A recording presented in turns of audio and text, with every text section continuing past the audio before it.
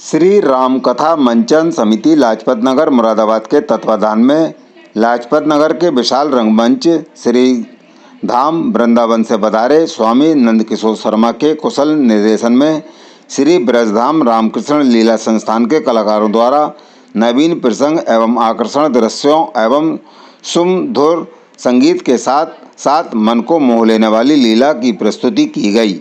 आज लीला में अयोध्या नरेश राजा दशरथ का दरबार लगा है। वह मंत्रियों के साथ राज्य की व्यवस्था पर चर्चा कर रहे होते हैं। तभी मंत्री सुमंत सुखी जीवन पर बोलते हुए कहते हैं, पहला सुख निरोगी काया, दूजा सुख घर में हो माया, तीसरा सुख आदर्श नारी, चौथा सुख पुत्र हो आज्ञाकारी। पुत्र का जो जिक्र आते ही राजा दशरथ उदास हो जाते हैं। मंत्री सुमंत उनकी यह दशा देखकर कहते हैं कि पुत्र प्राप्ति के लिए अपने कुलगुरु वशिष्ठ जी से क्यों नहीं मंत्रणा करते। राजा दशरथ मंत्री की सलाह पर अपने कुलगुरु वशिष्ठ जी के आश्रम की ओर चल देते हैं। आश्रम में पहुंचकर अपने कुलगुरु को प्रणाम मंत्रणा करते हुए वशिष्ठ उनको पुत्रेष्ट यज्ञ करने का कहते हैं और यज्ञ के लिए ऋषि श्रृंगी ऋषि को आमंत्रित करते हैं। यज्ञ के कुछ समय बाद राजा दशरथ के यहाँ 4 पुत्र जन्म लेते हैं। कौशल्या के राम, कैकेयी, भारत, सुमित्रा के लक्ष्मण और शत्रुघ्न जन्म लेते हैं। जब यह समाचार राजा दशरथ के पास पहुँचता है तो वह राज्य में खुशियाँ मनाने के आदेश देते हैं और चारों ओर दीप प्रज्वलित कर मिठाइयाँ बांटकर खुशियाँ मनाई जाती हैं। राजा दशरथ के वह 4 लल्ला अवधपुरी बाजे बधाइयाँ। अयोध्या नरेश राजा दशरथ का दरबार लगा होता है। तभी वहाँ ऋषि विश्वामित्र का आगमन होता है और वहाँ राजा दशरथ से कहते हैं कि राक्षसों ने बहुत परेशान कर रखा है, यह हमें यज्ञ करने नहीं देते और हम यज्ञ की रक्षा के लिए राम और लक्ष्मण को अपने साथ ले जाना चाहते हैं। इस प्रकार राम और लक्ष्मण यज्ञ की रक्षा के लिए ऋषि विश्वामित्र के साथ वन को चल देते हैं। लीला में ताड़कावध, सुबाहुवध और मारीच को बिना फल का बाण मारकर 7 योजन दूर फेंक देते हैं। रामलीला की व्यवस्था में महेश चंद्र अग्रवाल, विनोद बाबू सक्सेना, मुकुल बंसल, श्याम कृष्ण रस्तोगी, राम कुमार गुप्ता, अतुल अग्रवाल, विपिन अग्रवाल, विवेक शर्मा, राजीव अग्रवाल, शरद अग्रवाल ने सक्रिय सहयोग किया।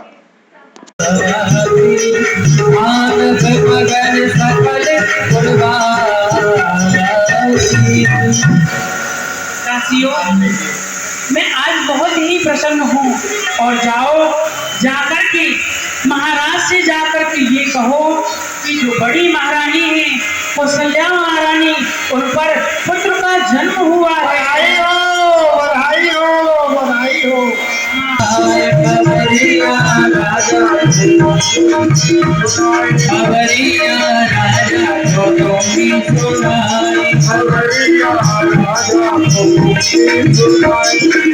राजी कौशल्या रे लाला जायो, राजी कौशल्या रे लाला जायो, अरे राजी कौशल्या रे लाला जायो, राजी कौशल्या रे लाला जायो। हाँ शोभा कही बनाए खबरिया राजा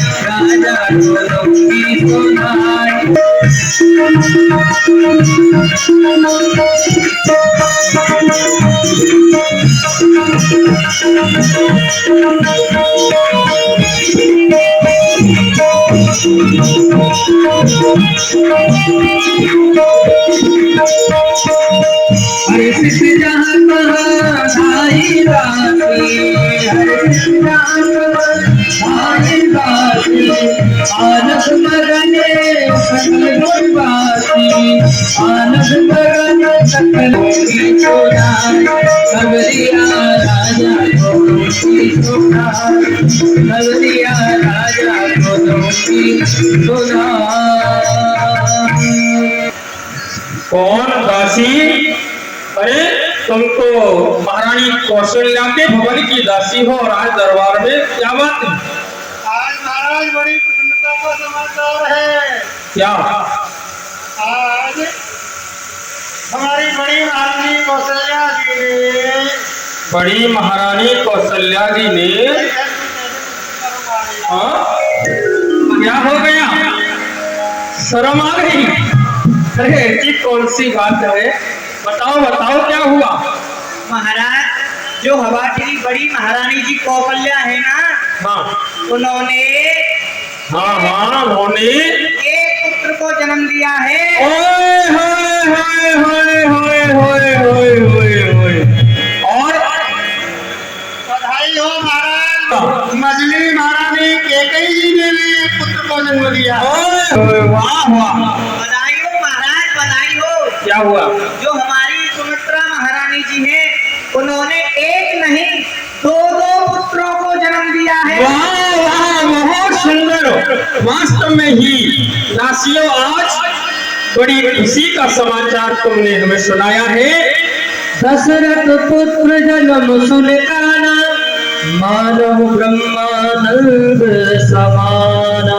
इस शब्द को सुनकर मानो हमें ब्रह्म की प्राप्ति हो गई है, ऐसा हमें लगा है। जाकर राम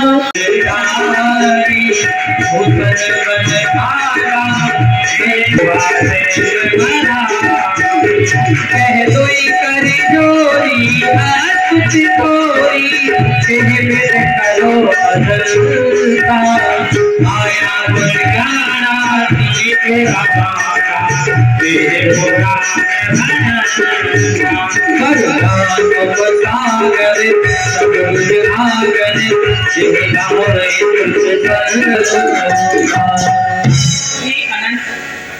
ही गायन किया करती है भगवान। ब्रह्मांड ने आया निर्मित माया, रोम रोम प्रति वेद कहे, हम बोले तो बाकी यह उपहारी सुनत धीर बसी मेरे नर है, सुनत धीर बसी मेरे नर है। प्रभु, आपके प्रत्येक रोम में अनेकों अनेका ब्रह्मांड निवास किया करते हैं। और भगवान, जब इस बात को ये नगर प्रवासी सुनेंगे तो धीर पुरुष वालों की बुद्धि भी स्थिर नहीं होगी।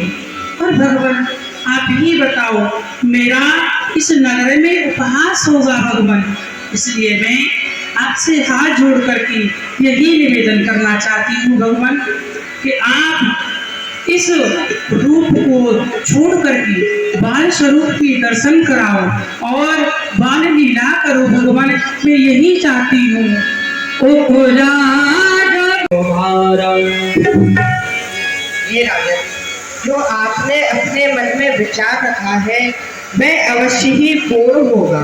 ये हम बाट दे हो न बजाई, जता जोग दे भाग बनाई। ये हमें ले जाओ राजन, बस इसी में कल्याण है। पुत्र होंगे 4, ये हमारा वरदान।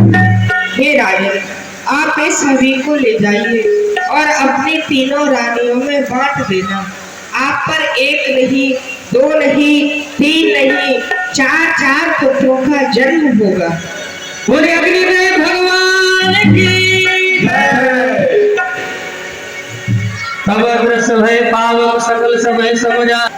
जो महाराज के हृदय में मनोरथ था, जो जिज्ञासा थी, वो इनकी पूर्ण हो चुकी है।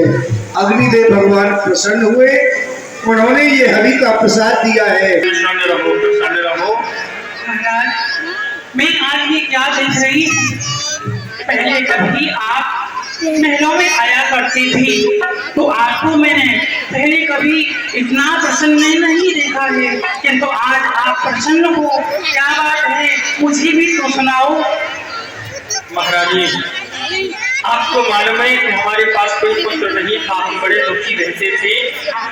आज पूज्य गुरुदेव के पास गए और गुरुदेव ने हमें पुत्र होने का आशीर्वाद दिया और हमसे पुत्रेष्टि यज्ञ कराई।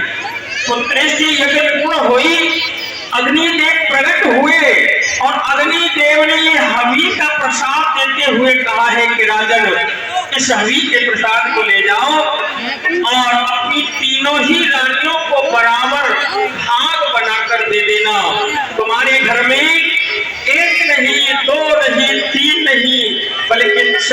पुत्रों का जन्म होगा। तो ये इनका प्रसाद है, ये तुम तीनों बहन बराबर भाग बनाकर ले लेना, इससे हमारे यहाँ पुत्रों की प्राप्ति है। भगवान ने प्रकट होकर के ये हमें दी है और इसके द्वारा हम पर पुत्र होंगे, चाहे आपको भी दे दूंगी। अर्घ भाग